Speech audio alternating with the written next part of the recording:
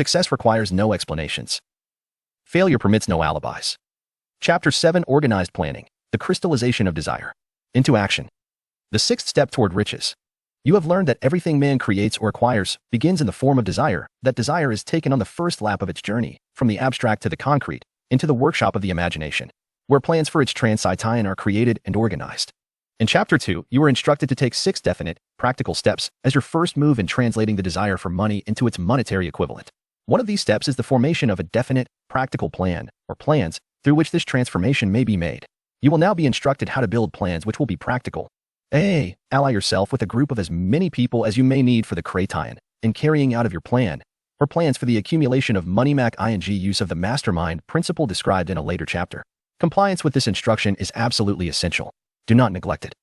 B. Before forming your mastermind alliance, decide what advantages and benefits you may offer the individual members of your group in return for their cooperation. No one will work indefinitely without some form of compensation. No intelligent person will either request or expect another to work without adequate compensation, although this may not always be in the form of money. C. Arrange to meet with the members of your mastermind group at least twice a week, and more often if possible, until you have jointly perfected the necessary plan, or plans for the accumulation of money. D. Maintain perfect harmony between yourself and every member of your mastermind group. If you fail to carry out this instruction to the letter, you may expect to meet with failure. The mastermind principle cannot obtain where perfect harmony does not prevail. Keep in mind these facts. First, you are engaged in an undertaking of major importance to you. To be sure of success, you must have plans which are faultless. Second, you must have the advantage of the experience, education, native ability, and imagination of other minds. This is in harmony with the methods followed by every person who has accumulated a great fortune. No individual has sufficient experience, education, native ability, and knowledge to ensure the accumulation of a great fortune without the cooperation of other people. Every plan you adopt, in your endeavor to accumulate wealth, should be the joint creation of yourself and every other member of your mastermind group. You may originate your own plans, either in whole or in part, but see that those plans are checked and approved by the members of your mastermind alliance. If the first plan which you adopt does not work successfully, replace it with a new plan. If this new plan fails to work, replace it, in turn with still another, and so on, until you find a plan which does work. Right here is the point at which the majority of men meet with failure, because of their lack of persistence in creating new plans to take the place of those which fail. The most intelligent man living cannot succeed in accumulating money nor in any other undertaking without plans which are practical and workable. Just keep this fact in mind, and remember when your plans fail, that temporary defeat is not permanent failure. It may only mean that your plans have not been sound. Build other plans. Start all over again. Thomas A. Edison failed 10,000 times before he perfected the incandescent electric light bulb. That is, he met with temporary defeat 10,000 times before his efforts were crowned with success. Temporary defeat should mean only one thing: the certain knowledge that there is something wrong with your plan. Millions of men go through life in misery and poverty because they lack a sound plan through which to accumulate a fortune. Henry Ford accumulated a fortune, not because of his superior mind, but because he adopted and followed a plan which proved to be sound. 1,000 men could be pointed out, each with a better education than Ford's, yet each of whom lives in poverty, because he does not possess the right plan for the accumulation of money. Your achievement can be no greater than your plans are sound. That may seem to be an axiomatic statement, but it is true. Samuel Insull lost his fortune of over $100 million. The Insull fortune was built on plans which were sound. The business depression forced Mr. Insull to change his plans, and the change brought temporary defeat because his new plans were not sound. Mr. Insull is now an old man. He may, consequently, accept failure instead of temporary defeat, but if his experience turns out to be failure, it will be for the reason that he lacks the fire of persistence to rebuild his plans. No man is ever whipped until he quits in his own mind. This fact will be repeated many times, because it is so easy to take the count at the first sign of defeat. James J. Hill met with temporary defeat when he first endeavored to raise the necessary capital to build a railroad from the east to the west, but he, too, turned defeat into victory through new plans. Henry Ford met with temporary defeat, not only at the beginning of his automobile career, but after he had gone far toward the top. He created new plans and went marching on to financial victory. We see men who have accumulated great fortunes, but we often recognize only their triumph, overlooking the temporary defeats which they had to surmount before arriving. No follower of this philosophy can reasonably expect to accumulate a fortune without experiencing temporary defeat. When defeat comes, accept it as a signal that your plans are not sound. Rebuild those plans and set sail once more toward your coveted goal. If you give up before your goal has been reached, you are a quitter. A quitter never wins and a winner never quits. Lift this sentence out, write it on a piece of paper in letters an inch high, and place it where you will see it every night before you go to sleep, and every morning before you go to work. When you begin to select members for your mastermind group, endeavor to select those who do not take defeat seriously. Some people foolishly believe that only money can make money. This is not true. Desire, transmuted into its monetary equivalent, through the principles laid down here, is the agency through which money is made. Money, of itself, is nothing but inert matter. It cannot move, think, or talk, but it can hear when a man who desires it calls it to come. Planning the sale of services. The remainder of this chapter has been given over to a description of ways and means of marketing personal services. The information here conveyed will be of practical help to any person having any form of personal services to market, but it will be of priceless benefit to those who aspire to leadership in their chosen occupations. Intelligent planning is essential for success in any undertaking designed to accumulate riches. Here will be found detailed instructions to those who must begin the accumulation of riches by selling personal services. It should be encouraging to know that practically all the great fortunes began in the form of compensation for personal services or from the sale of ideas. What else, except ideas and personal services, would one not possessed of property have to give in return for riches? Broadly speaking, there are two types of people in the world. One type is known as leaders, and the other as followers. Decide at the outset whether you intend to become a leader in your chosen calling or remain a follower. The difference in compensation is vast. The follower cannot reasonably expect the compensation to which a leader is entitled, although many followers make the mistake of expecting such pay. It is no disgrace to be a follower. On the other hand, it is no credit to remain a follower. Most great leaders began in the capacity of followers. They became great leaders because they were intelligent followers. With few exceptions, the man who cannot follow a leader intelligently cannot become an efficient leader. The man who can follow a leader most efficiently is usually the man who develops into leadership most rapidly.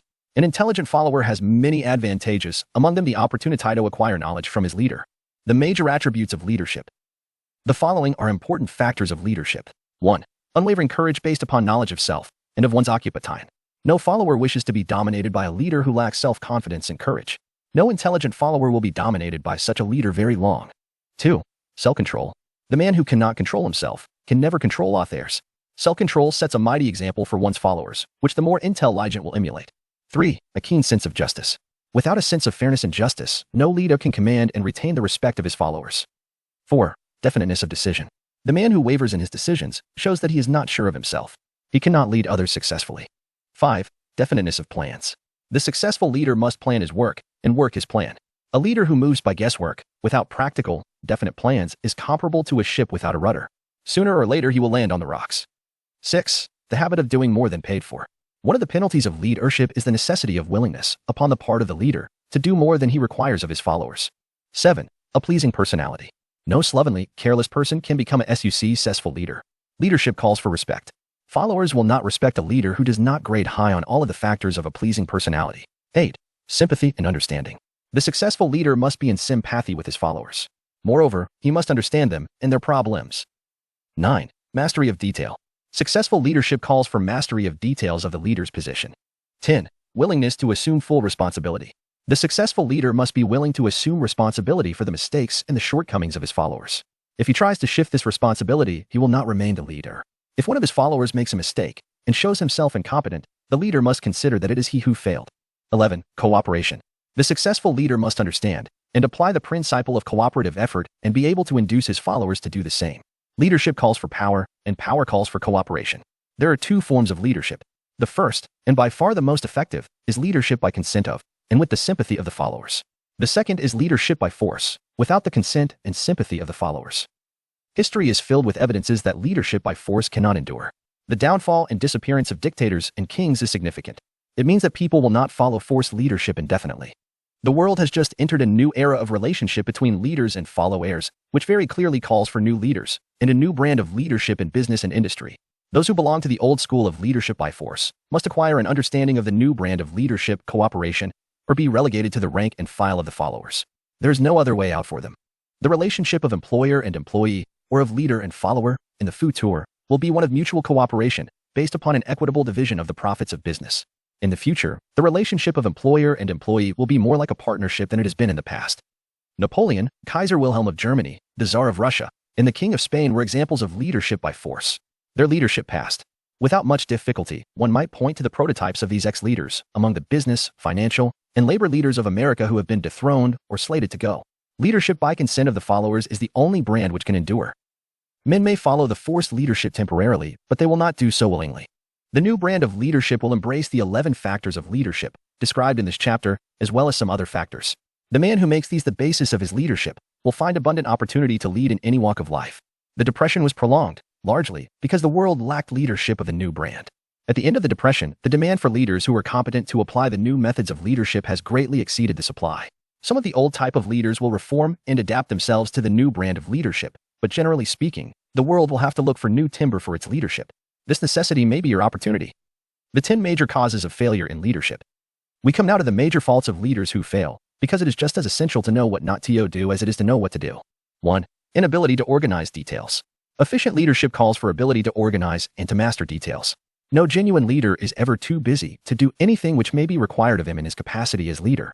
When a man, whether he is a leader or follower, admits that he is too busy to change his plans or to give attention to any emergency, he admits his inefficiency. The successful leader must be the master of all details connected with his position. That means, of course, that he must acquire the habit of relegating details to capable lieutenants. 2. Unwillingness to render humble service. Truly great leaders are willing, when occasion demands, to perform any sort of labor which they would ask another to perform. The greatest among ye shall be the servant of all, is a truth which all able leaders observe and respect. 3. Expectation of pay for what they know, instead of what they do with that which they know. The world does not pay men for that which they know. It pays them for what they do, or induce others to do. 4. Fear of competition from followers. The leader who fears that one of his followers may take his position is practically sure to realize that fear sooner or later. The able leader trains understudies to whom he may delegate, at will, any of the details of his position. Only in this way may a leader multiply himself and prepare himself to be at many places and give attention to many things at one time. It is an eternal truth that men receive more pay for their ability to get others to perform than they could possibly earn by their own efforts. An efficient leader may, through his knowledge of his job and the magnetism of his personality, greatly increase the efficiency of others and induce them to render more service and better service than they could render without his aid. 5. Lack of imagination. Without imagination, the leader is incapable of meeting emergencies and of creating plans by which to guide his followers efficiently. 6. Selfishness. The leader who claims all the honor for the work of his followers is sure to be met by resentment. The really great leader claims none of the honors. He is contented to see the honors, when there are any, go to his followers, because he knows that most men will work harder for commendation and recognition than they will for money alone. 7. Intemperance. Followers do not respect an intemperate leader. Moreover, intemperance in any of its various forms destroys the endurance and the vitality of all who indulge in it. 8. Disloyalty. Perhaps this should have come at the head of the list. The leader who is not loyal to his trust and to his associates, those above him, and those below him, cannot long maintain his leadership. Disloyalty marks one as being less than the dust of the earth and brings down on one's head the contempt he deserves. Lack of loyalty is one of the major causes of failure in every walk of life. 9. Emphasis of the authority of leadership. The efficient leader leads by encouraging, and not by trying to instill fear in the hearts of his followers. The leader who tries to impress his followers with his authority comes within the category of leadership through force. If a leader is a real leader, he will have no need to advertise that fact except by his conduct as sympathy, understanding, fairness, and a demonstration that he knows his job. 10. Emphasis of title. The competent leader requires no title to give him the respect of his followers. The man who makes too much over his title generally has little else to emphasize. The doors to the office of the real leader are open to all who wish to enter, and his working quarters are free from formality or ostentation. These are among the more common of the causes of failure in leadership. Any one of these faults is sufficient to induce failure. Study the list carefully if you aspire to leadership, and make sure that you are free of these faults.